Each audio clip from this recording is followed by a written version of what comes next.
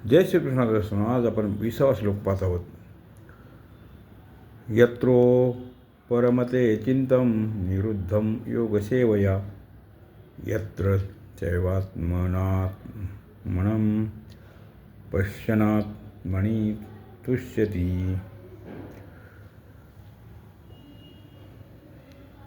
ध्यानयोगात प्रथम मनाला केवळ स्वरूपातच लावायचे आहे आणि ही धारणा असते. अशी धारणा झाल्यावर स्वरूपाशिवाय दुसरी कोणतीही वृत्ती उत्पन्नही झाली तरी तिची उपेक्षा करून तिला नष्ट करून चित्ताला केवळ स्वरूपामध्येच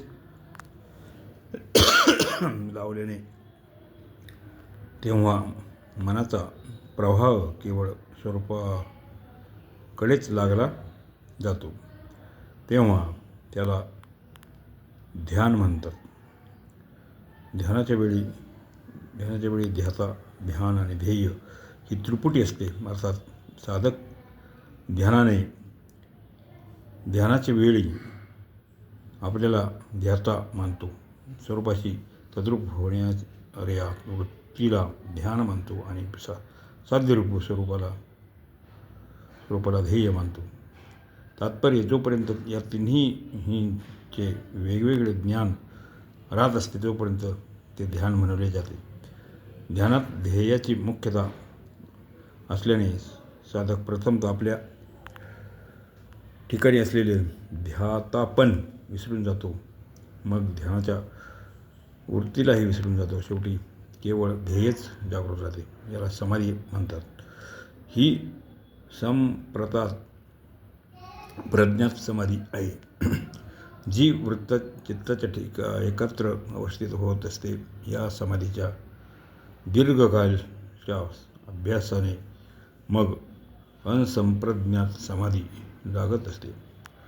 या दोन समाधीमध्ये फरक असा आहे की जोपर्यंत ध्येयाचे नाव आणि नामीचा संबंध या तिन्ही गोष्टी राहतात तोपर्यंत संप्रज्ञात समाधी असते. याला चित्ताची एकाग्र अवस्था म्हणतात. परंतु जेव्हा नावाची स्मृती न राहता केवळ ती नामी ध्येय राहतो तेव्हा ती असंप्रज्ञात समाधी होत असते. यालाच चित्ताची निरुद्ध अवस्था म्हणतात. निरुद्ध अवस्थेतही समाधी दोन प्रकारची असते, सबीज आणि निर्बीज. ज्या संसाराची सूक्ष्म वासना राहते ती सबीज समाधी म्हणली जाते. सूक्ष्म वासनेच्या कारणाने सबीज समाधीपासून सिद्धी प्रकट होतात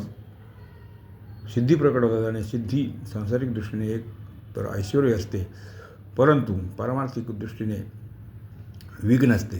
ध्यानयोगी जेव्हा या सिद्धींना निस्तत्व समजून त्यांच्यापासून उपरम होतो तेव्हा त्याची निर्बीज समाधी होत असते, जिचा इथे निरुद्धम पदाने संकेत केला गेला आहे. ध्यानात संसाराच्या संबंधाशी विमुख झाल्यावर एक शांती, एक सुख मिळत असते, जे संसाराचे संबंध असेपर्यंत कधीही मिळत नसते. संप्रज्ञात समाधीत त्याच्यापेक्षा विलक्षण सुखाचा अनुभव येतो. या संप्रज्ञात समाधीपेक्षाही असंप्रज्ञात समाधीत विलक्षण सुख प्राप्त होते. जेव्हा साधक निर्बीज समाधीत पोहोचतो तेव्हा त्याला फारच विलक्षण सुख, आनंद मिळतो. योगाचा अभ्यास करीत करीत चित्त निरुद्ध अवस्था निर्बीज समाधीपासूनही उपरम होते. अर्थात योगी त्या निर्बीज समाधीचे सुख घेत नाही, या सुखाचा भोगता होत नाही. त्यावेळी तो आपल्या स्वरूपात आपला अनुभव करीत आपणच आपल्या ठिकाणी संतुष्ट होतो. उपरमते या पदाचे तात्पर्य चिंता. संसाराशी तर काही प्रयोजन राहिलेले नसते आणि स्वरूपाला ग्रहण करू शकत नाही, कारण चित्त प्रवृत्तीचे कार्य असल्याने जड असते आणि स्वरूप चेतन आहे. जड चित्त चेतन स्वरूपाला कसे ग्रहण करू शकत नाही, म्हणून ते उपरम होते. चित्त उपरम झाल्यावर योग्याचा चित्ताशी संपूर्णपणे संबंध विच्छेद होत असतो. तुष्यती म्हणण्याचे तात्पर्य त्यांच्या संतोषाचे दुसरे कोणतेच किंचित मात्रही कारण राहत नाही हे आहे. केवळ स्वतःचे स्वरूपच त्यांच्या संतोषाला कारण असते.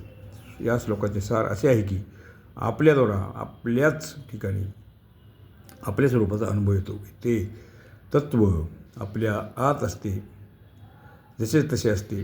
केवळ संसाराशी आपला संबंध मानण्यामुळे चित्ताच्या वृत्ती संसारात लागतात, ज्यामुळे त्या तत्त्वाची अनुभूती होत नाही.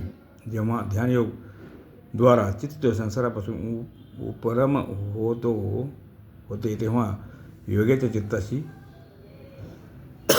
तसेच संसाराशी संपूर्णपणे संबंध विच्छेद होतो. संसारापासून संपूर्ण संबंध विच्छेद होताच त्याला आपण आपल्या ठिकाणीच आपल्या स्वरूपाचा अनुभव येतो. अशा प्रकारे 20व्या श्लोकाचा अर्थ इथे संपत आहे. जय श्रीकृष्ण.